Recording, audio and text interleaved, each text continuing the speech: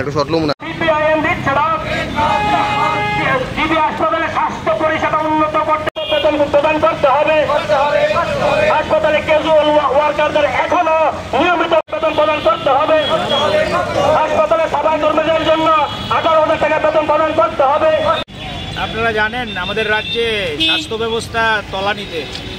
যারা বিশ্বমানের স্বাস্থ্য ব্যবস্থা বলে বাজার গরম করছে, বিশ্বমানের স্বাস্থ্য ব্যবস্থা দূরে থাক।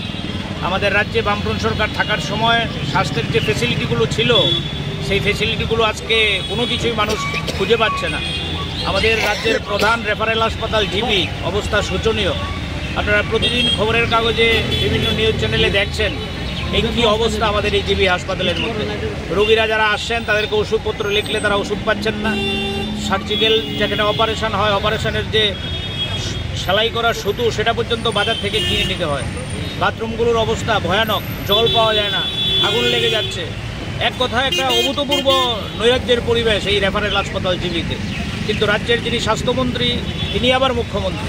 অবাক করার মতো ঘটনা। ত্রিপুরা রাজ্যের ইতিহাসে আমরা কোনোদিন দেখিনি এই ঘটনা। সেটা ওদের অন্তর্দলীয় বিষয়, আমি এই নিয়ে টিপ্পণী করতে চাইছি না।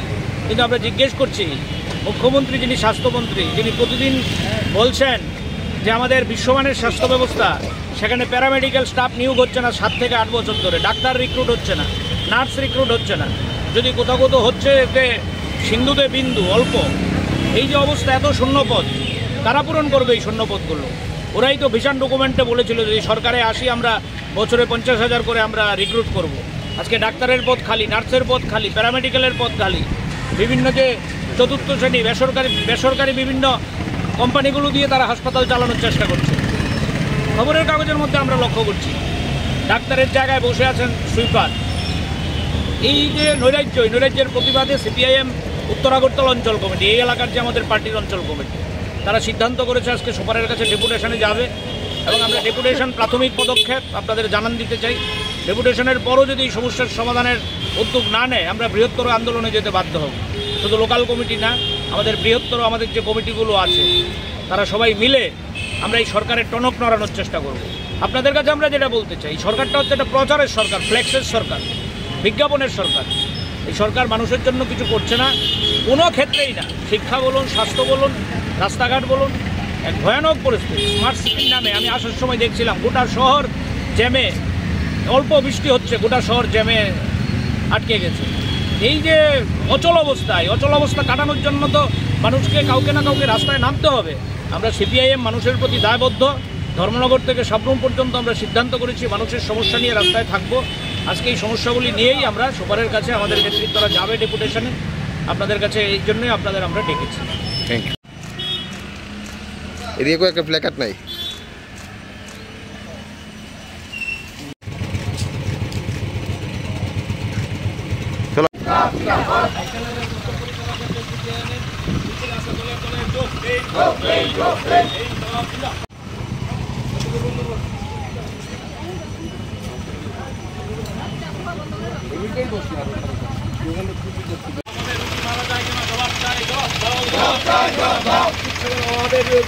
রোগী মারা যায় কেন জবাব চাই, জবাব দাও।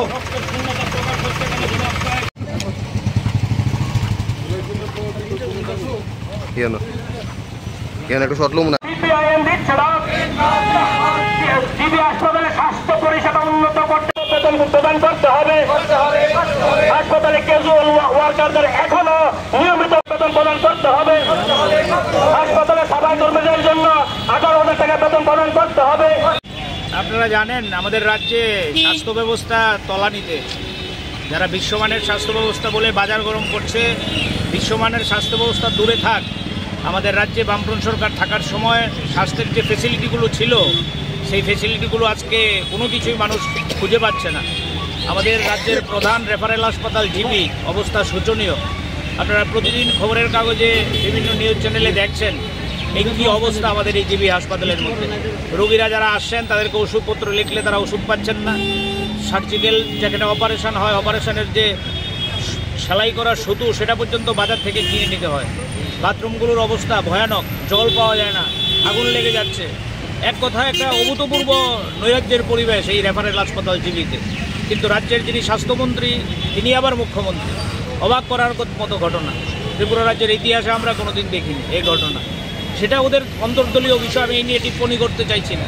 কিন্তু আমরা জিজ্ঞেস করছি মুখ্যমন্ত্রী যিনি স্বাস্থ্যমন্ত্রী, যিনি প্রতিদিন বলছেন যে আমাদের বিশ্বমানের স্বাস্থ্য ব্যবস্থা, সেখানে প্যারামেডিক্যাল স্টাফ নিয়োগ হচ্ছে না 7 থেকে 8 বছর ধরে, ডাক্তার রিক্রুট হচ্ছে না, নার্স রিক্রুট হচ্ছে না, যদি কোথাও কোথাও হচ্ছে এতে সিন্ধুতে বিন্দু অল্প। এই যে অবস্থা, এত শূন্যপদ কারা পূরণ করবে এই শূন্যপদগুলো? ওরাই তো ভীষণ ডকুমেন্টে বলেছিল যে সরকারে আসি আমরা বছরে 50,000 করে আমরা রিক্রুট করব। আজকে ডাক্তারের পদ খালি, নার্সের পদ খালি, প্যারামেডিক্যালের পদ খালি। বিভিন্ন যে চতুর্থ শ্রেণী বেসরকারি বিভিন্ন কোম্পানিগুলো দিয়ে তারা হাসপাতাল চালানোর চেষ্টা করছে। খবরের কাগজের মধ্যে আমরা লক্ষ্য করছি ডাক্তারের জায়গায় বসে আছেন সুইপার। এই যে নৈরাজ্য, এই নৈরাজ্যের প্রতিবাদে সিপিআইএম উত্তর আগরতলা অঞ্চল কমিটি, এই এলাকার যে আমাদের পার্টির অঞ্চল কমিটি, তারা সিদ্ধান্ত করেছে আজকে সুপারের কাছে ডেপুটেশনে যাবে। এবং আমরা ডেপুটেশন প্রাথমিক পদক্ষেপ আপনাদের জানান দিতে চাই। ডেপুটেশনের পরও যদি এই সমস্যার সমাধানের উদ্যোগ না নেয় আমরা বৃহত্তর আন্দোলনে যেতে বাধ্য হব। শুধু লোকাল কমিটি না, আমাদের বৃহত্তর আমাদের যে কমিটিগুলো আছে তারা সবাই মিলে আমরা এই সরকারের টনক নড়ানোর চেষ্টা করব। আপনাদের কাছে আমরা যেটা বলতে চাই, সরকারটা হচ্ছে একটা প্রচারের সরকার, ফ্লেক্সের সরকার, বিজ্ঞাপনের সরকার।